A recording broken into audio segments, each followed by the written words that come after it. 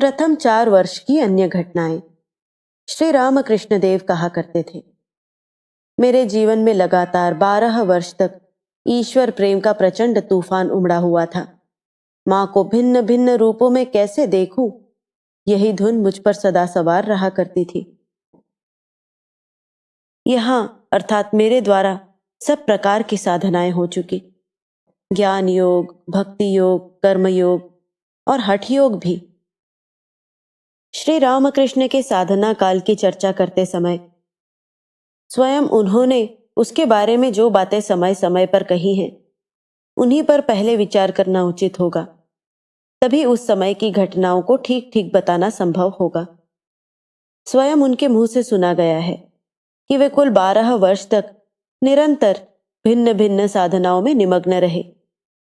सन 1855 में दिनांक 31 मई बृहस्पतिवार के दिन दक्षिणेश्वर में श्री जगदम्बा की प्राण प्रतिष्ठा हुई थी। उसी साल श्री रामकृष्ण ने वहां पुजारी का पद ग्रहण किया था। अतः सन 1855 से 1866 तक का 12 वर्ष का समय ही उनका साधना काल था। यह बात निश्चित है। ये 12 वर्ष श्री रामकृष्ण के साधना काल के रूप में निर्दिष्ट हैं, किंतु इसके बाद तीर्थ यात्रा के दौरान भिन्न भिन्न तीर्थों में और वहां से लौटने के बाद भी कभी कभी कुछ दिन के लिए वे साधना में संलग्न हुए थे। इन 12 वर्षों के भी मोटे तौर पर 3 भाग हो सकते हैं। पहला भाग सन 1855 से सन 1858 तक के 4 वर्षों का है। इस अवधि में जो मुख्य मुख्य घटनाएं हुई उनका वर्णन हो चुका है। दूसरा भाग सन 1858 से 1862 तक के 4 वर्षों का है। इस समय श्री रामकृष्ण ने भैरवी ब्राह्मणी के निर्देशन में गोकुल व्रत से आरंभ करके 64 तंत्रों में वर्णित सभी मुख्य मुख्य साधनाओं का यथाविधि अनुष्ठान किया था। तीसरा भाग सन 1862 से 1866 तक के 4 वर्षों का है। इस अवधि में रामायत पंथ के जटाधारी नामक साधु से उन्होंने राम मंत्र की दीक्षा ली थी और उनसे उनकी रामलला की मूर्ति प्राप्त की थी। वैष्णव तंत्रोक्त मधुर भाव में सिद्धि प्राप्त करने के लिए 6 मास स्त्री वेश में रहकर साधना की थी। श्रीमद परमहंस तोतापुरी जी से संन्यास दीक्षा लेकर वेदांतोक्त निर्विकल्प समाधि का अनुभव प्राप्त किया था और अंत में श्री गोविंद राय से इस्लाम धर्म का उपदेश लेकर साधना की थी। इसके अतिरिक्त इस 12 वर्ष की अवधि में ही उन्होंने वैष्णव तंत्रोक्त सख्य भाव की साधना की थी तथा कर्ता भजा, नवरसिक आदि वैष्णव मतों के अंतर्गत अवान्तर संप्रदायों से भी वे परिचित हुए थे। प्रथम 4 वर्ष की अवधि में श्री रामकृष्ण ने आध्यात्मिक विषय में बाह्य सहायता के रूप में केवल श्रीयुत केनाराम भट्ट से शक्ति मंत्र की दीक्षा ली थी। ईश्वर प्राप्ति के विषय में उनके अंतःकरण में जो व्याकुलता उत्पन्न हुई थी, केवल उसी की सहायता से उन्होंने ईश्वर दर्शन प्राप्त किया था।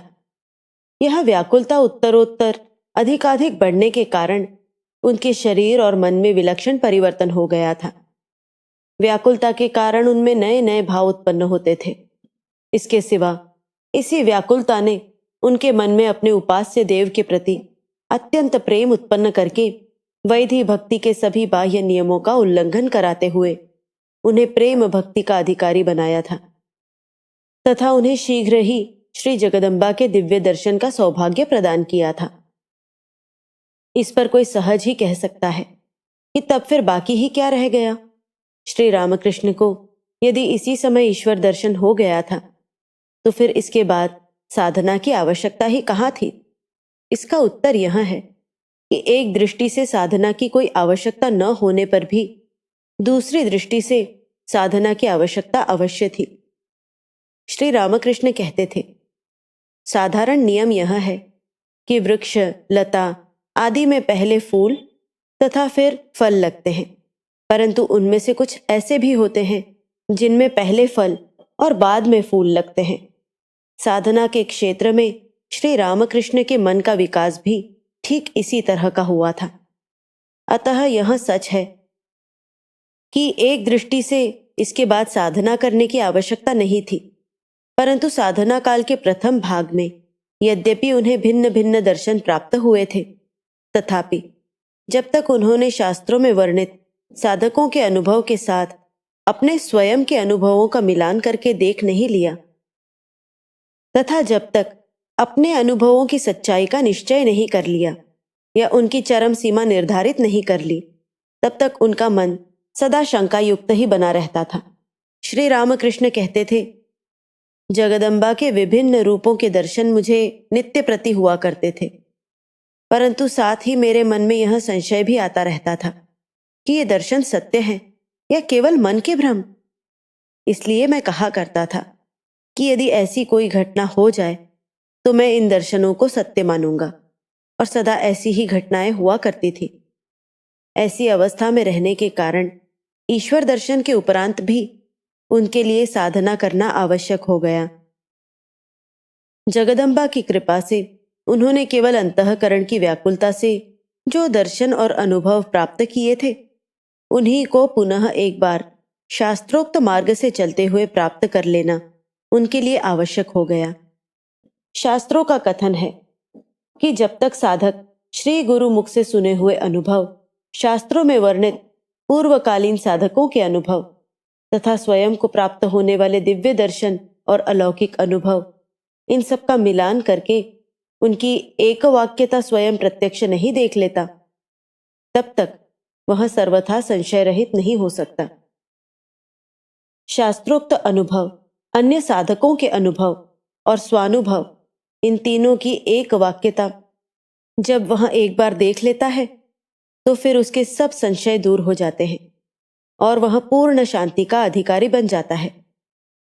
उपरोक्त कारणों के अतिरिक्त और भी एक गूढ़ कारण था जिससे प्रेरित हो श्री रामकृष्ण ने ईश्वर दर्शन के उपरांत भी पुनः साधनाएं की। केवल अपने ही लिए शांति प्राप्त करना उनकी साधनाओं का उद्देश्य नहीं था। जगन माता ने उन्हें संसार के कल्याण के लिए पृथ्वी तल पर भेजा था, अतः यथार्थ आचार्य पद पर आरूढ़ होने के लिए उन्हें सब प्रकार के धार्मिक मतों के अनुसार साधना करना आवश्यक था। उन धर्म मतों के अंतिम ध्येय का प्रत्यक्ष अनुभव करके देखना भी आवश्यक था। इसलिए उन्हें सभी धर्मों और पंथों की साधना करने का इतना महान प्रयास करना पड़ा। इतना ही नहीं, वरन यह भी प्रतीत होता है कि निरक्षर होने पर भी यथार्थ ईश्वरानुरागी मनुष्य के हृदय में शास्त्र वर्णित सभी अवस्थाएं स्वयं उदित होती हैं। इस बात को प्रत्यक्ष प्रमाणित करने के लिए तथा साथ ही वेद, पुराण, बाइबल, कुरान आदि सभी धर्म ग्रंथों की सत्यता को भी वर्तमान युग में पुनः स्थापित करने के लिए जगदम्बा ने श्री रामकृष्ण के द्वारा सभी साधनाएं कराई होंगी। इसी कारण स्वयं शांति लाभ कर लेने के पश्चात भी श्री रामकृष्ण को साधनाएं करनी पड़ी। उचित समय पर श्री रामकृष्ण के पास प्रत्येक धर्म के सिद्ध पुरुषों को भेजते हुए उनके द्वारा उन्हें उन धर्मों के तत्व और ध्येय ज्ञात करा देने और उन सभी धर्मों में सिद्धि प्रदान करने में भी जगन माता का यही उद्देश्य रहा होगा। ज्यों-ज्यों हम उनके अद्भुत और अलौकिक चरित्र का मनन और चिंतन करते जाते हैं, त्यों-त्यों यह बात अधिकाधिक स्पष्ट होती जाती है। हम कहते आए हैं कि प्रथम 4 वर्षों में उन्हें अपने ही मन की तीव्र व्याकुलता से ईश्वर दर्शन के मार्ग में सहायता मिली थी।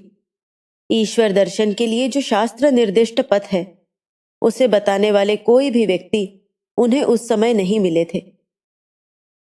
अतः उनकी आंतरिक तीव्र व्याकुलता या छटपटाहट ही उनके लिए उस समय मार्गदर्शक बनी। केवल उसी छटपटाहट के बल पर उन्हें जगदम्बा के दर्शन प्राप्त हुए। इससे यह स्पष्ट होता है कि किसी प्रकार की बाहरी सहायता न होने पर भी साधक केवल आंतरिक व्याकुलता के बल पर ईश्वर के दर्शन प्राप्त कर सकता है। परंतु यदि केवल आंतरिक व्याकुलता के द्वारा ही ईश्वर प्राप्ति करनी हो तो उसके लिए व्याकुलता कितनी प्रबल होनी चाहिए, इसे हम अनेक बार भूल जाते हैं।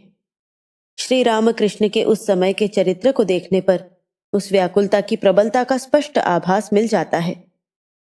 ईश्वर दर्शन के लिए अद्भुत व्याकुलता प्रकट होने के कारण उस समय उनके आहार, निद्रा, लज्जा, भय आदि शारीरिक और मानसिक दृढ़ संस्कार न जाने कहाँ चले गए थे।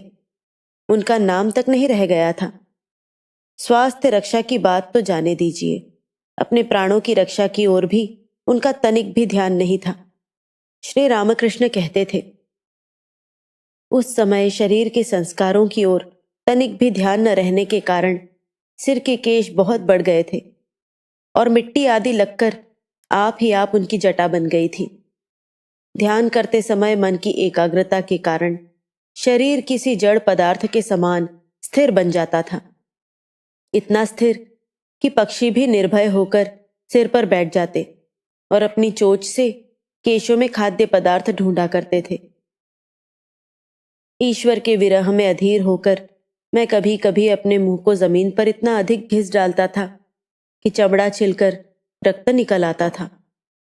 इस प्रकार ध्यान, भजन, प्रार्थना और आत्मनिवेदन में दिन के उदय और अस्त तक का भी ध्यान नहीं रहता था। परंतु जब संध्या समय 12 शिव मंदिरों तथा गोविंद जी और जगदम्बा के मंदिरों में आरती शुरू हो जाती और शंख, घंटा, झांझ की एक साथ ध्वनि होने लगती, तब मेरी वेदना का पार नहीं रह जाता था। ऐसा लगता था कि हाय, और एक दिन व्यर्थ चला गया, जगदम्बा के दर्शन आज भी नहीं हुए। इस विचार से प्राण इतने व्याकुल हो उठते कि मैं शांत नहीं रह पाता था। उस व्याकुलता के आवेश में मैं जमीन पर गिर पड़ता और जोर जोर से चिल्लाकर कहता, माँ, आज भी तूने दर्शन नहीं दिया। यह कहते हुए मैं इतना रोता कि चारों ओर से लोग दौड़ पड़ते थे। मेरी वह अवस्था देखकर वे कहते, अरे, बेचारे को उदरशूल की पीड़ा से कितना कष्ट हो रहा है। बाद में युवा शिष्यों के आगमन के उपरांत उन्हें इस संबंध में उपदेश देते हुए कि ईश्वर दर्शन के लिए मन में कितनी तीव्र व्याकुलता होनी चाहिए, श्री रामकृष्ण स्वयं अपने साधना काल की उपरोक्त बातें बताते हुए कहा करते थे, स्त्री, पुत्र आदि के लिए या धन दौलत के लिए लोग आंखों से घड़ों आंसू बहाते हैं, पर ईश्वर का दर्शन नहीं हुआ, इसके लिए क्या कभी एक चुल्लू भर भी पानी किसी की आंखों से निकला है? उल्टे कहते हैं, क्या करे भाई, इतनी निष्ठा के साथ भगवान की सेवा की, फिर भी उन्होंने दर्शन नहीं दिया। ईश्वर के दर्शन के लिए उसी प्रकार व्याकुल होकर एक बार तो आंखों से आंसू निकालो, देखो वह कैसे दर्शन नहीं देता। उनके ये शब्द युवा भक्तों के हृदय में भिद जाते थे और उन्हें समझ जाता था कि उन्होंने स्वयं अपने साधना काल में इस बात का प्रत्यक्ष अनुभव कर लिया है। इसीलिए वे निशंक होकर अधिकार पूर्वक तथा दृढ़ता के साथ इस प्रकार कह सकते हैं। साधना काल के प्रथम भाग में केवल जगदम्बा के दर्शन प्राप्त करके ही श्री रामकृष्ण शांत नहीं हुए। जगदम्बा के दर्शन पाने के बाद अपने कुल देवता रघुवीर जी के दर्शन पाने की ओर उनके मन की सहज ही प्रवृत्ति हुई। ऐसा सोचकर कि महावीर हनुमान की सी भक्ति हो तभी श्री रामचंद्र के दर्शन होंगे, उन्होंने दास्य भक्ति में पूर्णता प्राप्त करने के लिए स्वयं को महावीर मानते हुए कुछ दिन तक साधना की। श्री रामकृष्ण कहते थे, उन दिनों निरंतर हनुमान जी का ही चिंतन करते हुए मैं इतना तन्मय हो जाता था कि अपने पृथक अस्तित्व और व्यक्तित्व को भी कुछ समय तक के लिए पूरी तरह भूल जाता था। उन दिनों मेरे आहार विहार आदि सभी कार्य हनुमान जी के समान ही होते थे। मैं जानबूझकर वैसा करता था ऐसी बात नहीं है, आप ही वैसा हो जाता था। धोती के छोर को पूंछ के जैसा बनाकर उसे कमर से लटका लेता और कूदते हुए चलता। फल मूल के अतिरिक्त और कुछ नहीं खाता था। खाते समय फलों के छिलके निकालने की इच्छा नहीं होती थी। दिन का बहुत सा भाग पेड़ पर बैठकर बिताता और गंभीर स्वर से रघुवीर रघुवीर कहकर पुकारता रहता। उन दिनों मेरी आंखें भी वानर की आंखों के समान सदा चंचल रहा करती थी। और सबसे अधिक आश्चर्य की बात तो यह है कि पीठ की रीढ़ का अंतिम भाग लगभग 1 इंच बढ़ गया था। इस विचित्र बात को सुनकर जब भक्तों ने पूछा, क्या आपके शरीर का वह भाग अब भी वैसा ही है, तो उन्होंने सरलता से उत्तर दिया, नहीं, महावीर हनुमान जी का भाव मन से दूर होते ही वहां बढ़ा हुआ भाग भी धीरे धीरे कम होने लगा और अंत में पूर्ववत हो गया। दास्य भाव की साधना के समय श्री रामकृष्ण को एक अद्भुत दर्शन प्राप्त हुआ, जिसके संबंध में वे कहते थे, उन दिनों एक बार मैं यों ही पंचवटी के नीचे बैठा था। उस समय मैं कोई विशेष ध्यान या चिंतन कर रहा था, ऐसी बात नहीं, सहज ही बैठा हुआ था। इतने में वहां एक अनुपम ज्योतिर्मयी स्त्री मूर्ति प्रकट हुई, जिसके दिव्य तेज से वह स्थान प्रकाशमान हो उठा। उस समय मुझे केवल वह स्त्री मूर्ति ही दिखाई दे रही थी, ऐसा नहीं, बल्कि सामने के वृक्ष, झाड़ियां, गंगा की धारा आदि सभी चीजें दिखाई दे रही थी। वह स्त्री कोई मानवी ही होगी, क्योंकि त्रिनयन आदि देवी लक्षण उसमें नहीं थे, परंतु प्रेम, दुख, करुणा, सहिष्णुता आदि भावों को स्पष्ट दिखाने वाला उसका मुखमंडल इतना तेजस्वी और गंभीर था कि वैसा मैंने कहीं नहीं देखा था। वह मूर्ति मेरी ओर प्रसन्न दृष्टि से देखती हुई धीरे धीरे आगे बढ़ने लगी। मैं चकित होकर सोचने लगा कि यहां कौन होगी। इतने में कहीं से एक बड़ा भारी बंदर हुप हुप करता हुआ आया और उसके चरणों के समीप बैठ गया। साथ ही मेरे मन में एकाएक विचार आया, अरे ये तो सीता है, जन्म दुखिनी, जनक राज नंदिनी, राममय जीविता सीता। मन में ऐसा निश्चय होते ही मैंने आगे बढ़कर उनके चरणों में लौटना चाहा, परंतु मैं ऐसा करने ही वाला था कि इतने में वे इस शरीर में प्रविष्ट हो गई और आनंद एवं विस्मय के कारण मैं बाह्य ज्ञान शून्य बन गया। ध्यान, चिंतन आदि कुछ भी न करते हुए इस प्रकार सहज रूप से किसी का भी दर्शन उस समय तक नहीं हुआ था। इस प्रकार सर्वप्रथम सीता के ही दर्शन हुए। कुछ हंसकर, मैं समझता हूं, जन्म दुखिनी सीता का इस प्रकार प्रथम दर्शन होने के कारण ही मैं भी आजन्म उन्हीं के समान दुख भोग रहा हूं। तपश्चर्या के योग्य पवित्र स्थान की आवश्यकता प्रतीत होने पर श्री रामकृष्ण के हृदय में नवीन पंचवटी स्थापित करने की इच्छा उदित हुई। पंचवटी कैसी हो, इस विषय में स्कंद पुराण में लिखा है, अश्वत्थं बिल्ववृक्षं च वटधात्रीम् अशोककं वटी पंचकमित्युक्तं स्थापयेत् पंचदिक्षु च अशोकं स्थापयेत् प्राची बिल्वमुत्तरभागतः वटं पश्चिमभागे तु धात्रीं दक्षिणतस्तथा अशोकवह्निदिक्स्थाप्यं तपस्यार्थं सुरेश्वरी मध्ये वेदीं चतुर्हस्तां सुंदरीं सुमनोहरां।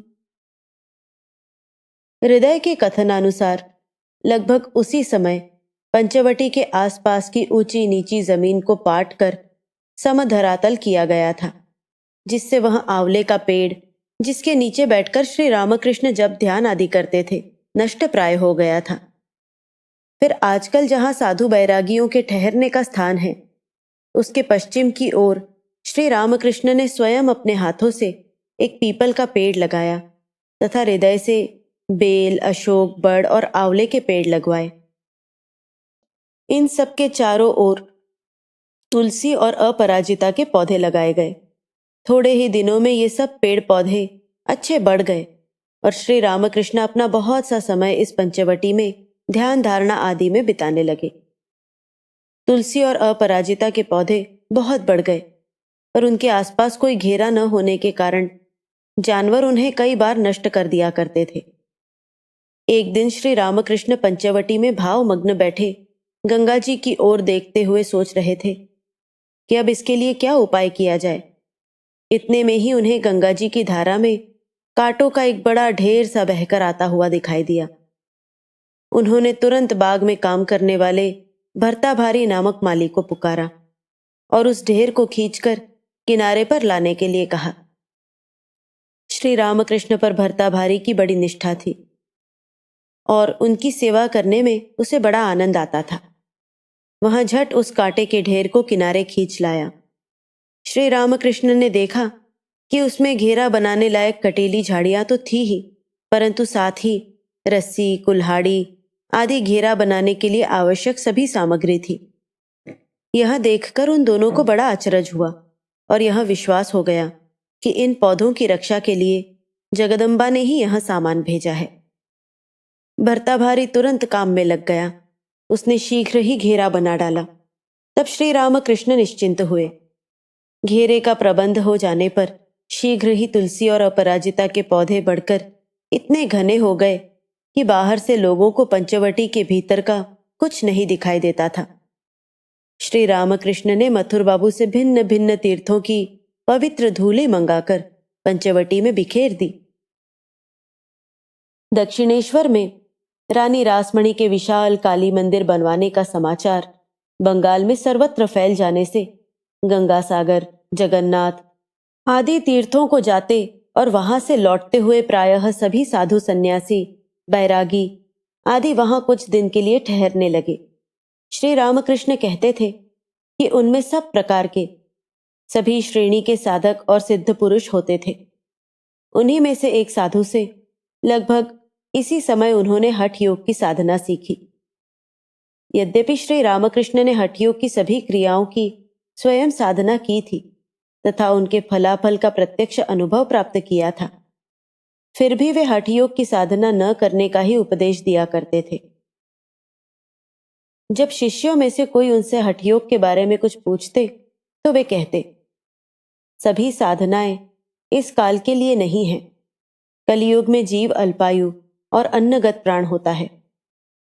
हठ योग का अभ्यास करके शरीर दृढ़ बना लेने के बाद फिर राजयोग का अभ्यास करने और ईश्वर की भक्ति करने के लिए इस युग में समय कहाँ है। इसके सिवा हठ योग का अभ्यास करने के लिए किसी अधिकारी गुरु के समीप बहुत समय तक निवास करते हुए आहार, विहार आदि सभी विषयों में उनके कहने के अनुसार विशेष कड़े नियमों का पालन करते हुए चलना चाहिए। नियमों के पालन में थोड़ी सी भी भूल हो जाने से साधक के शरीर में रोग उत्पन्न हो जाता है, जिससे उसकी मृत्यु तक होने की संभावना रहती है।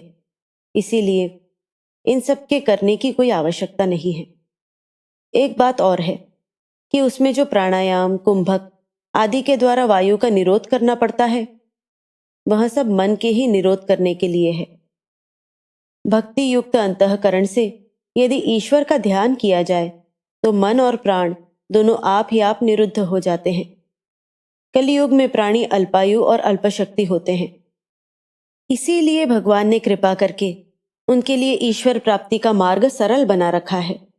स्त्री पुत्रादि के वियोग से प्राण कैसे व्याकुल हो उठते हैं और दसों दिशाएं कैसी शून्य सी मालूम पड़ती हैं। ईश्वर के लिए यदि किसी के मन में वैसी ही व्याकुलता केवल 24 ही घंटे तक टिक सके तो इस युग में उसे ईश्वर अवश्य ही दर्शन देंगे। हम कह चुके हैं कि हलधारी विद्वान पंडित और निष्ठावान वैष्णव थे। राधा गोविंद जी के पुजारी के पद पर नियुक्त होने के कुछ समय पश्चात वे तंत्रोक्त वामाचार की साधना करने लगे। जब यह बात प्रकट हो गई तो लोग इस विषय में कानाफूसी करने लगे, परंतु हलधारी को वाक सिद्धि प्राप्त होने के कारण उनके शाप के डर से कोई भी यह बात उनके सामने कहने का साहस नहीं करता था। धीरे धीरे श्री रामकृष्ण के कान में यह बात पहुंची। श्री रामकृष्ण स्पष्ट वक्ता थे। भीतर कुछ और बाहर कुछ, यह बात उनमें कभी नहीं थी। उन्होंने हलधारी से एक दिन कह दिया, तुम वामाचार साधना करते हो, अतः लोग तुम पर हंसते हैं। यह सुनकर हलधारी बिगड़ पड़े और बोले, तू मुझसे छोटा होकर मेरी ऐसी अवज्ञा करता है, तेरे मुंह से खून गिरेगा। मैंने तुम्हारी अवज्ञा करने के लिए नहीं कहा, मैंने तो केवल इसलिए कहा कि लोग क्या कहते हैं यह तुम्हें मालूम हो। इस प्रकार बहुत सी बातें कहते हुए श्री रामकृष्ण उन्हें प्रसन्न करने का प्रयत्न करने लगे, परंतु हलधारी ने उनकी एक भी नहीं सुनी। इस घटना के कुछ दिन बाद एक दिन रात को लगभग 8-9 बजे सचमुच ही श्री रामकृष्ण के तालू से खून निकलकर मुख मार्ग से लगातार बाहर गिरने लगा। श्री रामकृष्ण कहते थे, उस खून का रंग बिल्कुल काला था और वह इतना गाढ़ा था कि कुछ तो मुंह से बाहर गिरने लगा और कुछ दांतों में अटककर बरगद की जटाओं के समान बाहर लटकने लगा। मैंने मुंह में कपड़ा ठूसकर खून को रोकने का प्रयत्न किया, पर सब निष्फल हुआ। तब मुझे डर लगा। यह समाचार सब ओर फैल जाने से मेरे आसपास लोग जमा हो गए। हलधारी उस समय मंदिर में सायं की पूजा सेवा में लगे हुए थे। यह बात सुनकर उन्हें भी डर लगा और वे तुरंत दौड़ आए। उन्हें देखते ही मेरी आंखें भर आई और मैं बोला, भैया देखो तो सही, शाप देकर तुमने मेरी कैसी दशा कर दी। मेरी यह अवस्था देखकर वे भी रो पड़े। उस समय काली मंदिर में एक अच्छे अनुभवी साधु आए हुए थे। यह समाचार सुनकर वे भी वहां आए और खून के रंग तथा खून निकलने के स्थान की परीक्षा करके बोले, डरो मत, खून बाहर निकल गया, यह बहुत अच्छा हुआ। मालूम होता है तुम योग साधना करते हो।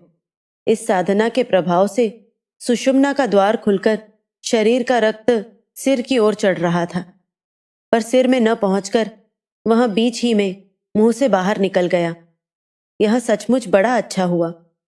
यह खून अगर मस्तक में चढ़ जाता तो तुम्हें जड़ समाधि लग जाती, जो किसी प्रकार भंग नहीं होती। ऐसा प्रतीत होता है कि तुम्हारे द्वारा जगदम्बा का कुछ विशेष कार्य होना है, इसीलिए उन्होंने तुम्हें इस प्रकार बचा लिया है। साधु की इस बात को सुनकर मुझे धीरज हुआ। इस तरह हलधारी का शाप वरदान में परिणत होकर श्री रामकृष्ण के लिए उपकारक ही सिद्ध हुआ। हलधारी के साथ श्री रामकृष्ण का व्यवहार बड़ा मधुर था। हलधारी श्री रामकृष्ण के चचेरे भाई थे और उनसे आयु में कुछ बड़े थे। सन 1858 के लगभग वे दक्षिणेश्वर आए और उस समय से सन 1865 तक श्री राधा गोविंद जी के पुजारी का कार्य करते रहे। अर्थात श्री रामकृष्ण के साधना काल के लगभग 7.5 वर्ष तक वे वहां थे और उस समय की सारी घटनाएं उनकी आंखों के सामने हुई थी। श्री रामकृष्ण के मुंह से सुना गया है कि वे श्री तोतापुरी जी के साथ अध्यात्म रामायण आदि वेदांत ग्रंथों पर चर्चा किया करते थे। फिर भी ऐसा दिखाई देता है कि उन्हें श्री रामकृष्ण की उच्च आध्यात्मिक अवस्था का ठीक ठीक परिचय प्राप्त नहीं हुआ था। हलधारी बड़े निष्ठावान और आचार संपन्न थे, इसीलिए श्री रामकृष्ण का भावावेश में आकर धोती जनेऊ आदि फेंक देना उन्हें अच्छा नहीं लगता था। उन्हें लगता था कि श्री रामकृष्ण स्वेच्छाचारी या पागल हो गए हैं। हृदय कहता था, उन्होंने कभी कभी मुझसे कहा भी कि रिदु, यह इस तरह जनेऊ निकाल डालता है, धोती खोल डालता है, यह तो बहुत बुरी बात है। अनेक जन्मों के पुण्य से ही ब्राह्मण का शरीर मिलता है, पर इसके तो सभी आचरण विपरीत हैं। इसे तो अपना ब्राह्मणत्व भी छोड़ देने की इच्छा होती है। ऐसी इसकी कौन सी उच्च अवस्था हो गई है कि जिससे यह इस प्रकार स्वेच्छाचार करता है। रिदु देख भाई, यह तेरा ही थोड़ा बहुत सुनेगा। तू ही इसे इस विषय में कुछ समझा और इस ओर ध्यान रख, जिससे यह इस प्रकार का आचरण न करे। इतना ही नहीं, यदि इसके लिए उसे बांध कर रखना भी आवश्यक प्रतीत हो तो वैसा भी तुझे करना चाहिए। पूजा के समय श्री रामकृष्ण का तन्मय भाव, उनकी प्रेमाश्रुधारा, भगवत गुण श्रवण में उनका उल्लास आदि देखकर हलधारी को बड़ा अचरज होता था और वे मन में सोचते थे कि इसको ऐसी अवस्था ईश्वरी भावावेश के कारण ही होती होगी, क्योंकि अन्य किसी की ऐसी अवस्था नहीं होती। इसी प्रकार उनके प्रति हृदय की दृढ़ निष्ठा को देख वे चकित होकर कहते थे, रिदु तू कुछ भी कह, तुझको उसके बारे में अवश्य ही कुछ अनुभूति हुई है, अन्यथा तू उसकी इस प्रकार सेवा कभी नहीं करता। इस प्रकार हलधारी के मन में श्री रामकृष्ण की उच्च अवस्था के संबंध में सदा दुविधा रहा करती थी। श्री रामकृष्ण कहते थे, जब मैं काली मंदिर में पूजा करता था उस समय मेरा तन्मय भाव देख हलधारी मुग्ध होकर कई बार कहते थे, रामकृष्ण अब मैंने तुझे निश्चित रूप से पहचान लिया। यह सुनकर मैं कभी कभी हंसी में कह देता, देखो कहीं फिर गोलमाल न हो जाए। वे कहते, अब तू मुझे नहीं भुला सकता।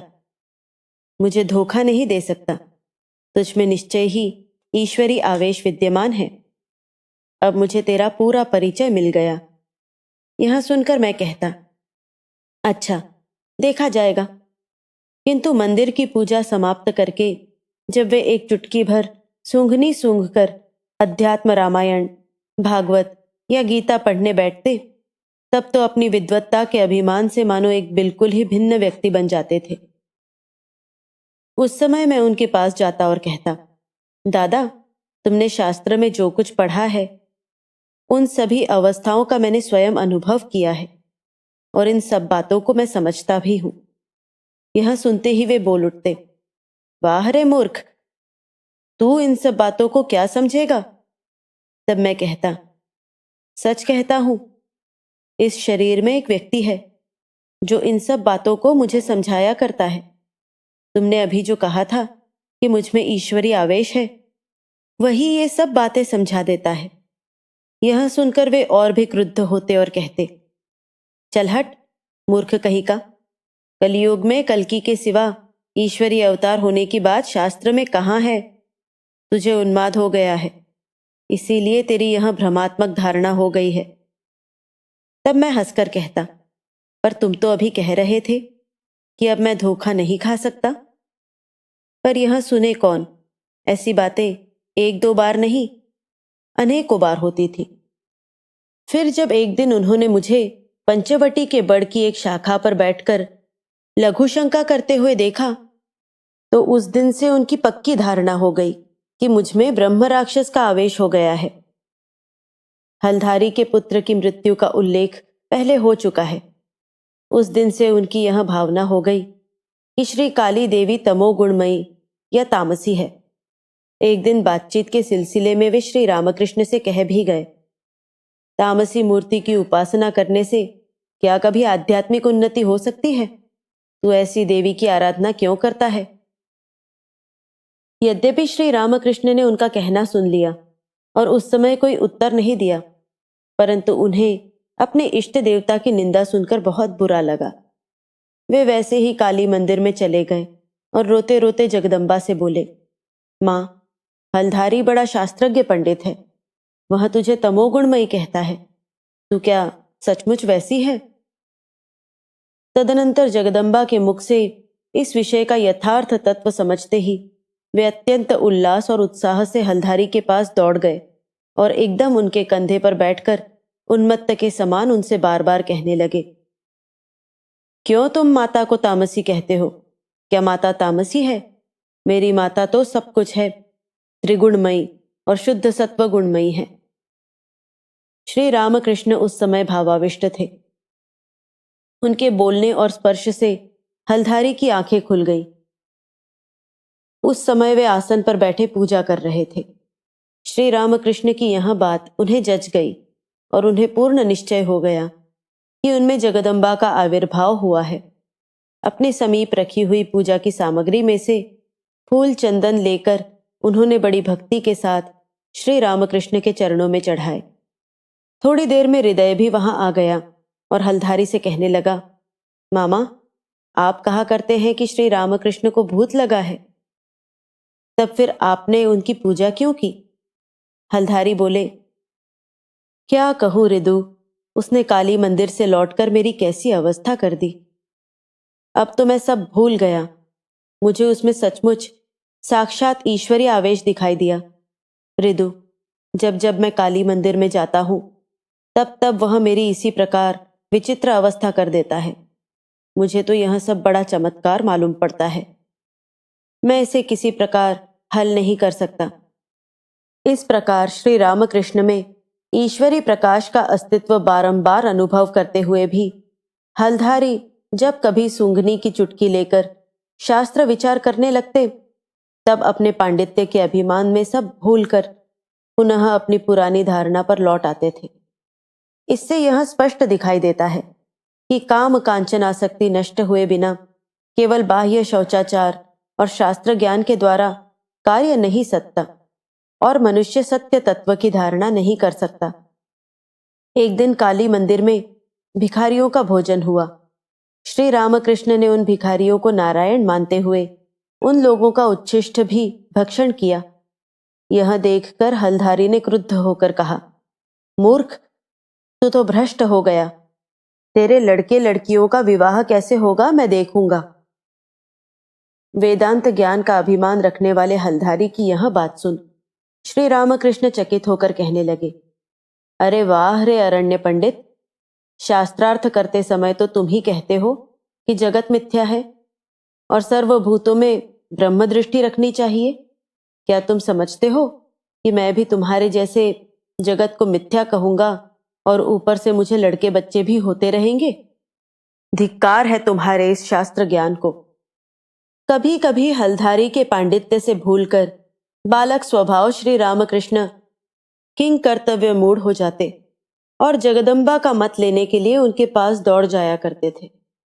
एक दिन हलधारी ने उनसे कहा, शास्त्र कहते हैं कि ईश्वर भावाभाव से परे है, अतः तू भावावस्था में जो ईश्वर के रूप आदि देखता है वह सब मिथ्या है।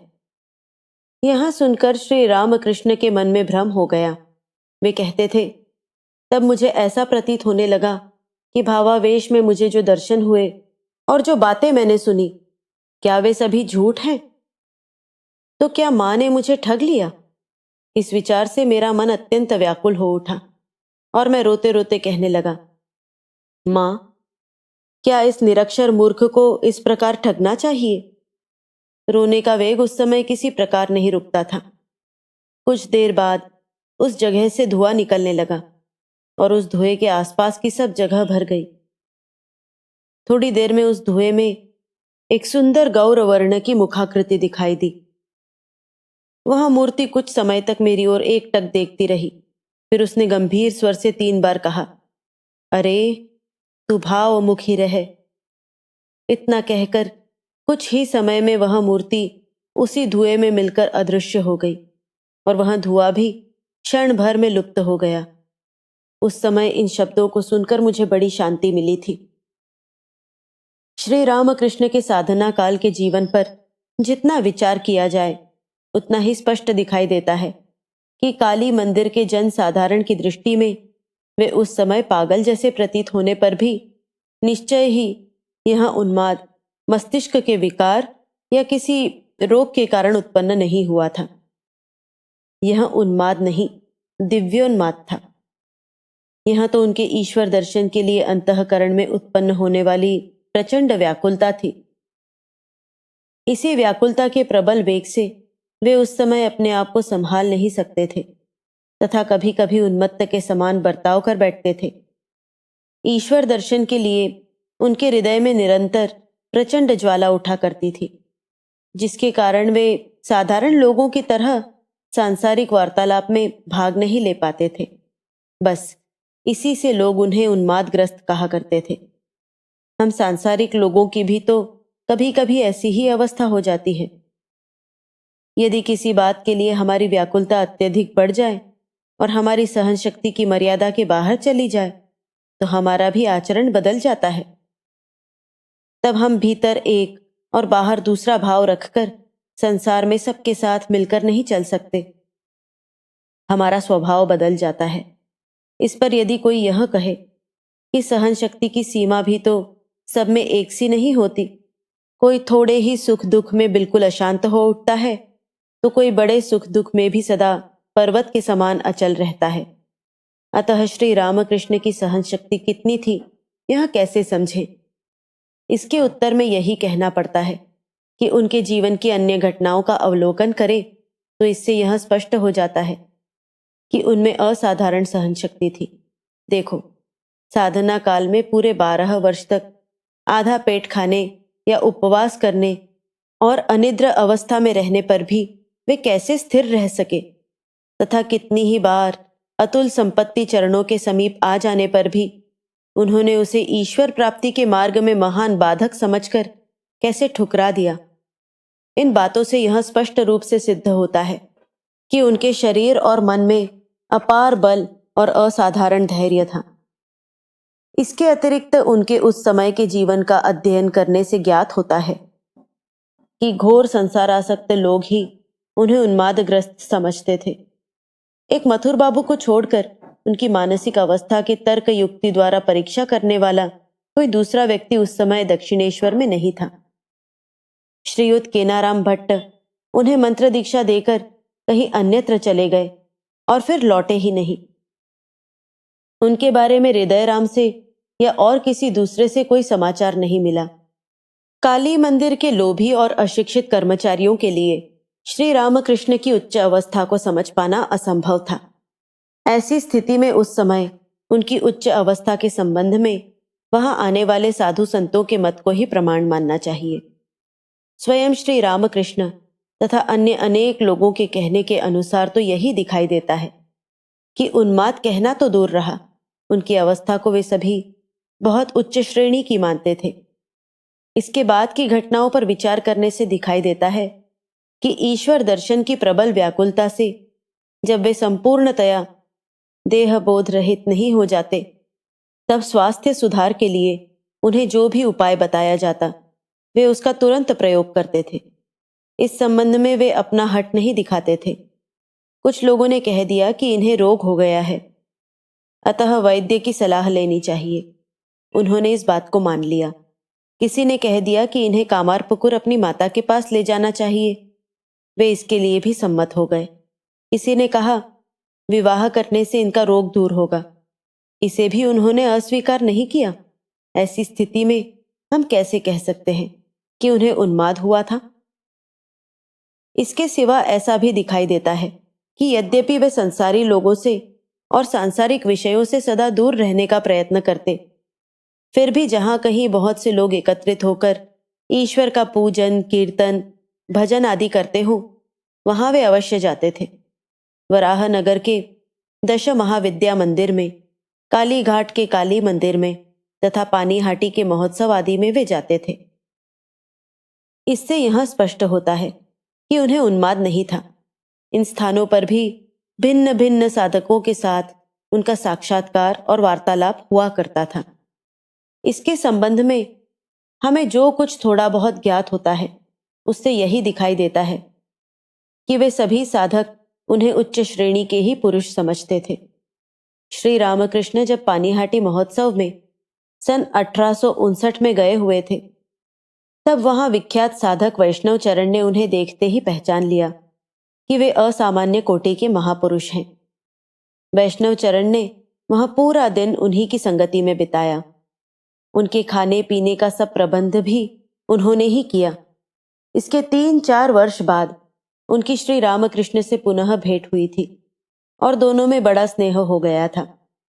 इसका वृत्तांत हम आगे चलकर कहेंगे।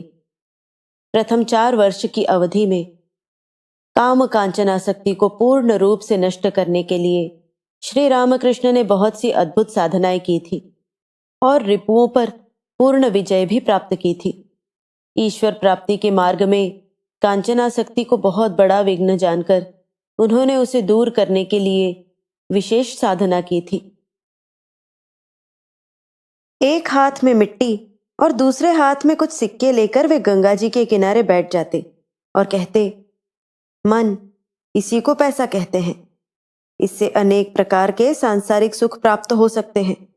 गाड़ी, घोड़े, दास दासी, कपड़े लत्ते, तरह तरह के खाने पीने के पदार्थ और सब प्रकार के ऐश आराम के साधन इस पैसे से मिल सकते हैं।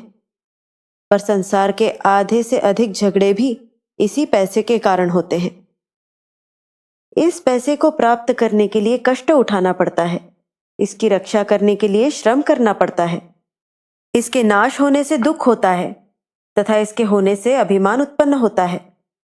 इससे कुछ परोपकार तो हो सकता है, पर इसके द्वारा ईश्वर की प्राप्ति नहीं हो सकती। मन, जिस वस्तु में इतने दोष हैं और जिससे ईश्वर लाभ होना तो दूर रहा, वरन ईश्वर प्राप्ति के मार्ग में विघ्न ही उत्पन्न होते हैं, ऐसी वस्तु को रखने से क्या लाभ? उसका मूल्य और इस मिट्टी का मूल्य एक समान है, अतः इस पैसे को ही मिट्टी क्यों ना कहा जाए। ऐसा कहते हुए वे उन चीजों को बार बार एक हाथ से दूसरे हाथ में लेते रहते और कहते, पैसा मिट्टी, मिट्टी पैसा। इस प्रकार अपने मन में पूर्ण निश्चय करके कि ईश्वर लाभ की दृष्टि से दोनों का मूल्य एक ही है, वे मिट्टी और पैसे दोनों को गंगा जी में फेंक देते थे। इस अद्भुत साधना के फलस्वरूप श्री रामकृष्ण को कांचनासक्ति पर काया, वचन और मन से पूर्ण विजय प्राप्त हुई। ऐसी विजय आज तक किसी दूसरे को शायद ही प्राप्त हुई होगी। पैसे की तो बात भी उन्हें सहन नहीं होती थी। मथुर बाबू, लक्ष्मी नारायण मारवाड़ी आदि ने उनके चरणों में अपार संपत्ति लाकर समर्पित कर दी, पर उसकी ओर उन्होंने देखा तक नहीं। इतना ही नहीं, वरन एक बार जब मथुर बाबू ने उनसे बहुत बड़ी रकम स्वीकार करने का आग्रह किया, तो यह कहते हुए कि तू मुझे संसारासक्त करना चाहता है, वे उसे मारने को दौड़े। क्या श्री रामकृष्ण ने केवल मन से ही कांचनासक्ति का विकार दूर कर दिया था? नहीं, शरीर से भी उन्होंने उसका पूर्ण त्याग कर दिया था। जिस प्रकार पैसे का विचार उनको सहन नहीं होता था, उसी प्रकार पैसे का स्पर्श भी वे सह नहीं सकते थे। अनजाने में स्पर्श हो जाने पर भी उनके हाथ पैर वायु रोग से पीड़ित व्यक्ति के समान टेढ़े मेढ़े हो जाते थे और उनका श्वासोच्छ्वास बंद हो जाता था। एक दिन स्वामी विवेकानंद आदि त्यागी भक्तों को त्याग की महिमा समझाते हुए उन्होंने कहा, त्याग तन, वचन और मन से होना चाहिए। स्वामी विवेकानंद बड़े खोजी स्वभाव के थे। उन्होंने अपने गुरुदेव की परीक्षा करने की ठानी। थोड़ी देर बाद श्री रामकृष्ण अपने बिस्तर पर से उठकर बाहर गए। स्वामी जी ने झट उनके बिस्तर के नीचे 1 रुपया रख दिया और बड़ी उत्सुकता से इसका परिणाम देखने के लिए बैठ गए।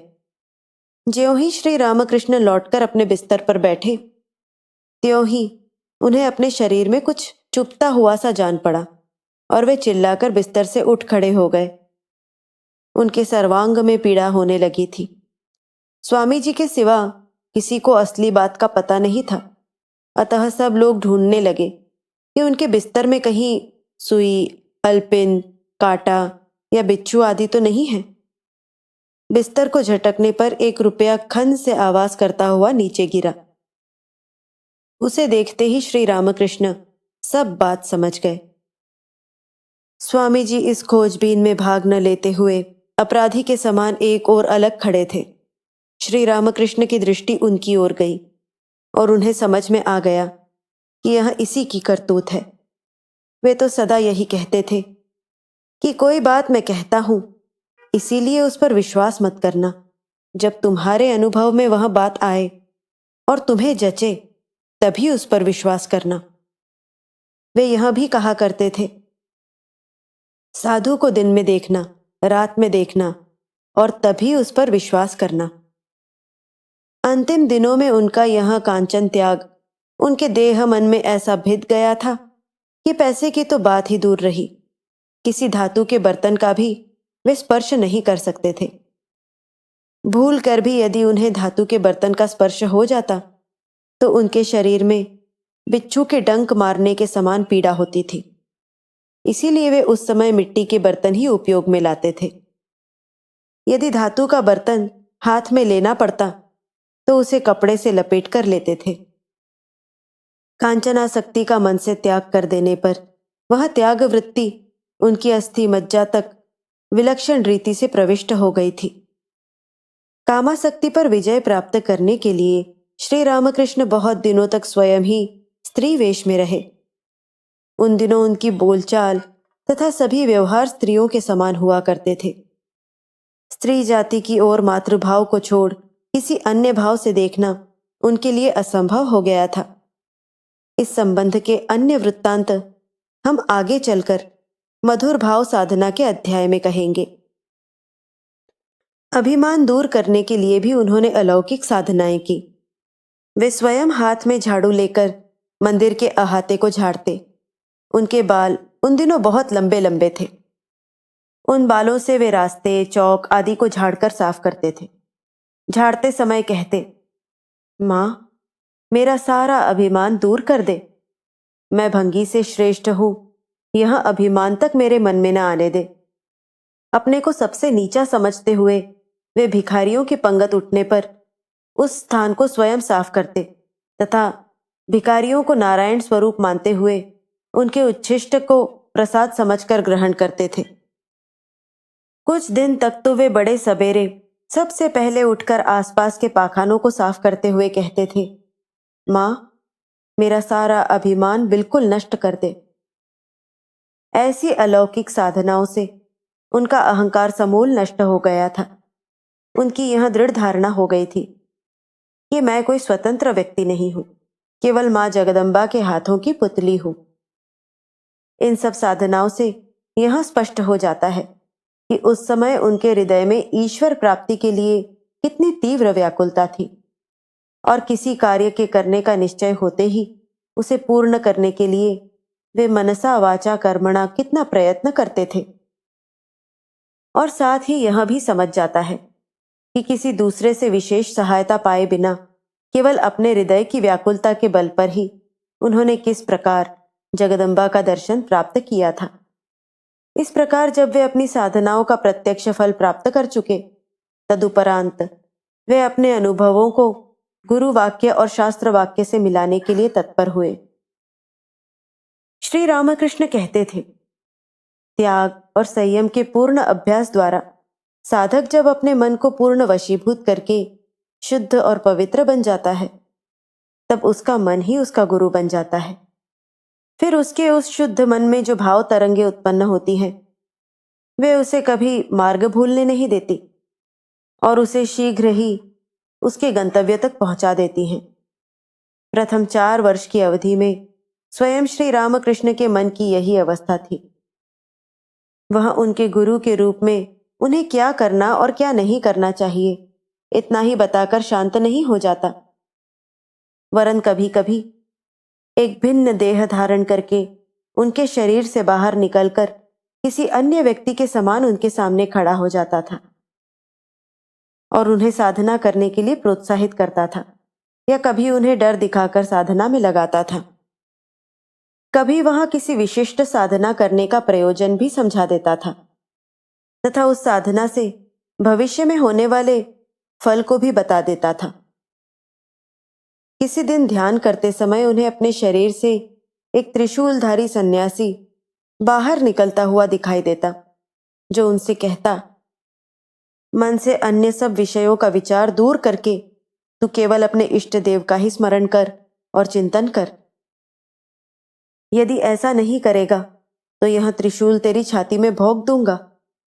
और एक समय तो उन्हें ऐसा दिखाई दिया कि उनके शरीर से भोग वासनामय पाप पुरुष बाहर निकला और साथ ही वहां तरुण सन्यासी भी बाहर निकल आया तथा उसने उस पुरुष को मार डाला।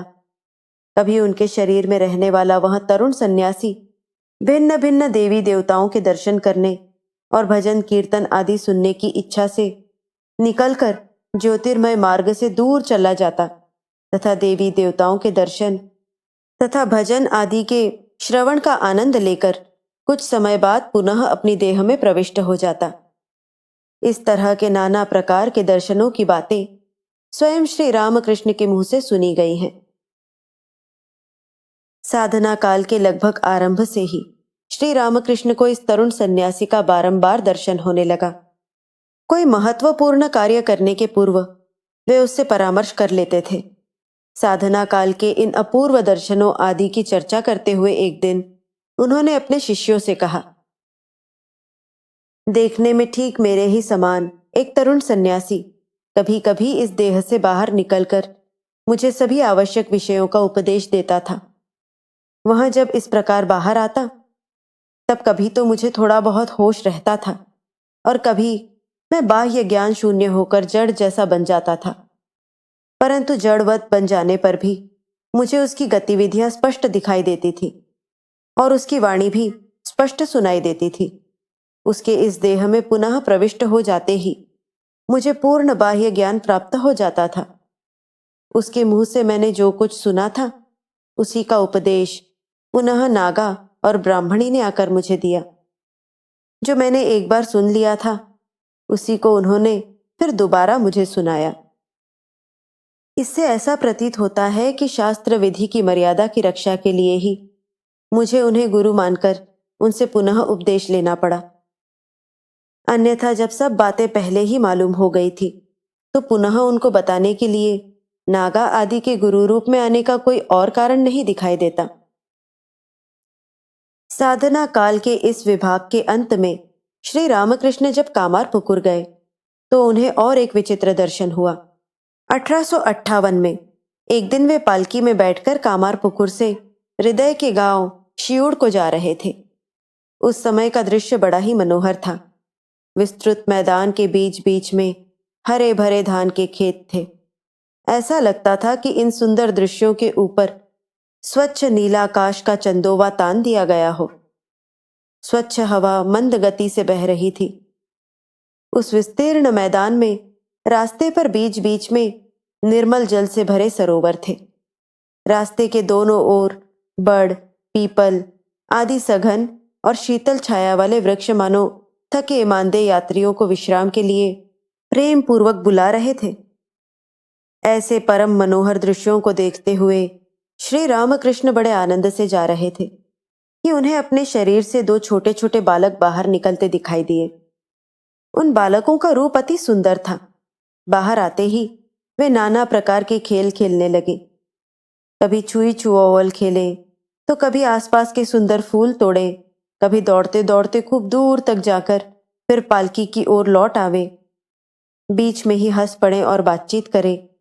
इस तरह बहुत समय तक आनंद मनाकर वे दोनों बालक फिर श्री रामकृष्ण की देह में विलीन हो गए। इस अद्भुत दर्शन के लगभग 1.5 वर्ष बाद विदुषी भैरवी ब्राह्मणी दक्षिणेश्वर आई। श्री रामकृष्ण के मुख से यह घटना सुनकर उन्हें कुछ भी आश्चर्य नहीं हुआ। वे बोली, बेटा, इसमें अचरज किस बात का है? तुमने जो देखा वह ठीक ही है। इस समय नित्यानंद के शरीर में चैतन्य का आविर्भाव हुआ है। श्री नित्यानंद और श्री चैतन्य इस समय एकत्र अवतार लेकर आए हैं और तुम्हारे ही भीतर रह रहे हैं। हृदय कहता था कि ऐसा कहकर ब्राह्मणी ने चैतन्य भागवत का एक अंश उद्धृत किया था, जिसका अर्थ निम्नलिखित है। श्री अद्वैत गोस्वामी के गले में हाथ डालकर श्री चैतन्य महाप्रभु बारंबार कहने लगे कि मैं पुनः जो अद्भुत लीला करूंगा उसमें हरि कीर्तन में मेरा आनंदमय रूप होगा। आज भी गौरांग देव अपनी लीलाएं कर रहे हैं। किसी किसी भाग्यवान को उन लीलाओं का दर्शन मिलता है। परवर्ती काल में एक दिन इस प्रसंग में श्री रामकृष्ण ने उपरोक्त वृत्तांत का उल्लेख करते हुए कहा था, यह सत्य है कि मुझे इस प्रकार का दर्शन हुआ था, और यह भी सच है कि मेरे मुंह से सुनकर ब्राह्मणी ने इस तरह कहा था। परंतु इसका यथार्थ तात्पर्य क्या है, यह मैं कैसे कहूं? ईश्वर दर्शन के लिए श्री रामकृष्ण की ऐसी व्याकुलता को अधिकाधिक बढ़ते देखकर इन्हीं 4 वर्ष की अवधि में किसी समय मथुर बाबू ने सोचा कि अखंड ब्रह्मचर्य धारण के कारण शायद इनके मस्तिष्क में कोई विकार उत्पन्न हो गया है, जो बाहर ईश्वर दर्शन की व्याकुलता के रूप में प्रकट हो रहा है। श्री रामकृष्ण के प्रति मथुर बाबू की असीम प्रेम भक्ति थी और उनके सुख के लिए वे यथाशक्ति सभी कुछ करने के लिए सदैव तत्पर रहते थे। इस समय उनके मन में विचार आया कि शायद इनके ब्रह्मचर्य का भंग होने से इनका स्वास्थ्य पूर्ववत हो जाएगा। इसी कारण उन्होंने पहले लक्ष्मीबाई आदि वैश्याओं को दक्षिणेश्वर में लाकर और बाद में श्री रामकृष्ण को ही कलकत्ते में उनके घर ले जाकर उनके द्वारा उनके मन को मोहित कराने का प्रयत्न किया। श्री रामकृष्ण स्वयं कहते थे कि उन वैश्याओं में साक्षात जगदम्बा के दर्शन पाकर माँ माँ कहते हुए वे एकदम समाधि मग्न हो गए थे। कहा जाता है कि उनकी उच्च समाधि अवस्था तथा समाधि से उतरने पर उनके बालक जैसे सरल और खुले व्यवहार को देखकर उन वैश्याओं के मन में वात्सल्य भाव उत्पन्न हो गया था। साथ ही यह सोचकर कि ऐसे पुण्यात्मा को मोह में डालने का प्रयत्न करके हमसे घोर अपराध हुआ है, उन्हें बड़ा पश्चाताप हुआ तथा उन्होंने श्री रामकृष्ण को बारंबार प्रणाम करते हुए उनसे अपने अपराधों के लिए क्षमा मांगी।